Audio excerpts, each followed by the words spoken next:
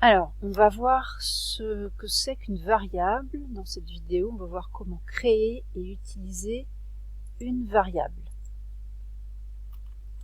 Alors, d'abord, on va comprendre ce qu'est une variable, comprendre la notion de variable. Après, on verra comment utiliser une réponse donnée par l'utilisateur quand on est sur le logiciel Scratch. Et puis après, on verra comment créer la variable de son choix, comment créer une nouvelle variable. Donc ces deux derniers points, on verra plus précisément comment ça fonctionne avec Scratch.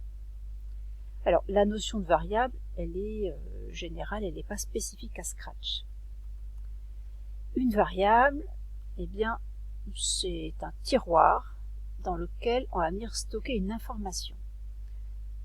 Donc on va venir mettre une étiquette sur un tiroir, par exemple la variable numéro 1, et on va venir ranger cette information dans ce premier tiroir.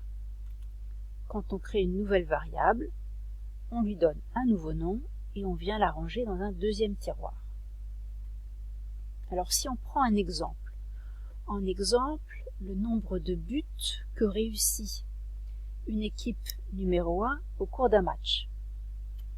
Alors, quand on crée cette variable, on va l'appeler ici score 1 par exemple, ça veut dire qu'on vient coller sur un tiroir une étiquette score 1. Au début de la partie, pas de but, le score est à 0.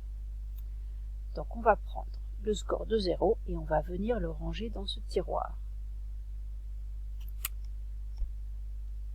Pour l'instant, rien de nouveau. À chaque fois qu'on va venir ouvrir le tiroir score 1, c'est le chiffre 0 qui va apparaître.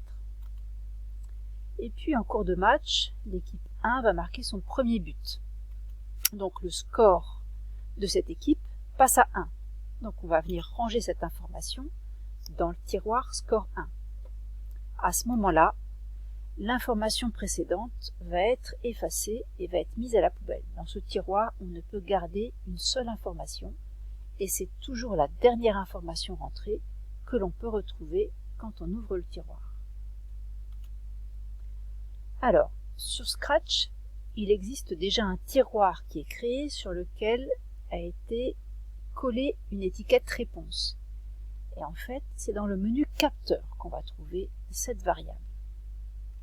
Alors, pour utiliser une réponse de l'utilisateur, on va donc dans le menu capteur et on va utiliser une brique qui s'appelle demander et attendre. Donc on va venir demander ce qu'on veut. Par exemple, j'ai saisi le texte donne-moi un nombre. Donc quand le script s'exécute, cette brique-là provoque l'action suivante. Le lutin apparaît et dit donne-moi un nombre. Il y a une fenêtre en bas de cet écran qui vous permet de saisir quelque chose au clavier. Donc là, moi j'ai rentré 150 et quand je valide ce 150, eh bien automatiquement le capteur réponse va venir ranger cette information dans le tiroir réponse. Donc à chaque fois que je vais demander après d'afficher ou d'utiliser réponse, je vais avoir cette valeur de 150. Si le script demande via le lutin une autre information à l'utilisateur, c'est la nouvelle réponse qui viendra prendre la place de la première. Et puis bien sûr dans Scratch, vous pouvez créer des variables de votre choix. Donc là par contre, il faut aller dans le menu variable. Si vous voulez créer une nouvelle variable que vous allez appeler score 1, eh bien dans le menu variable, il faut commencer par cliquer sur créer une variable. Vous avez une fenêtre qui vous demande de saisir le nom que vous voulez donner à cette variable. Vous choisissez si cette variable doit exister pour tous les sprites, donc en fait ce sont les lutins. Donc soit vous voulez l'attacher à un lutin, soit vous voulez associer cette variable à tous les lutins. Et après, une fois que cette variable est créée, quand vous voudrez l'utiliser dans le menu variable, il faudra venir la cocher. Vous trouvez aussi dans le menu variable une brique qui est mettre score 1 à. Donc là, c'est la brique que vous allez utiliser pour venir ranger une première information ou ranger une information définie dans ce tiroir. Et puis si vous voulez voir en continu le contenu du tiroir et son actualisation au fur et à mesure de l'algorithme, ou ponctuellement, vous pouvez aller dans ce menu variable et choisir une brique qui va être montrer la variable.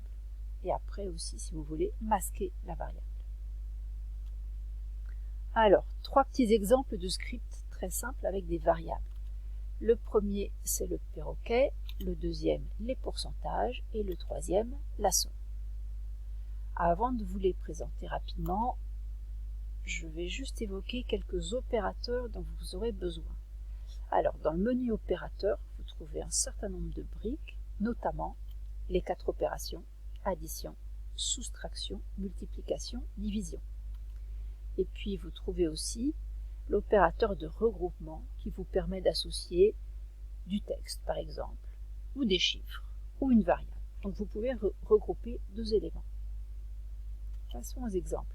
Premier exemple, le perroquet, eh bien, c'est un lutin qui vous demande de dire quelque chose. L'utilisateur saisit quelque chose, ici bonjour Coco, et en réponse, le lutin répète ce qu'a dit l'utilisateur. Bonjour Coco. Premier exemple. Le suivant. Le lutin vous demande de rentrer un nombre. Par exemple, ici, j'ai saisi 0,5. Alors, sur Scratch, il faut remplacer la virgule par le point, 0,5. Le petit lutin vous informe qu'il va vous donner ce chiffre sous la forme d'un pourcentage et il affiche la réponse. 0,5 est égal à 50%.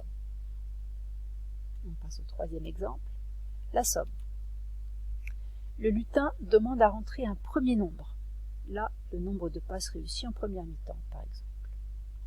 Il affiche cette réponse, il la mémorise et il va poser une deuxième question. Il voudrait un deuxième chiffre. Donc là, il demande le nombre de passes réussies en deuxième mi-temps. Ce deuxième chiffre, cette deuxième réponse, apparaît à l'écran et il fait la somme des deux. Il vous dit qu'au total, il a réussi 5 plus 2, soit 7 passes. Et voilà, à vous de jouer. Vous choisissez le script à réaliser, si possible le dernier, et sinon, vous faites ce que vous arrivez à faire.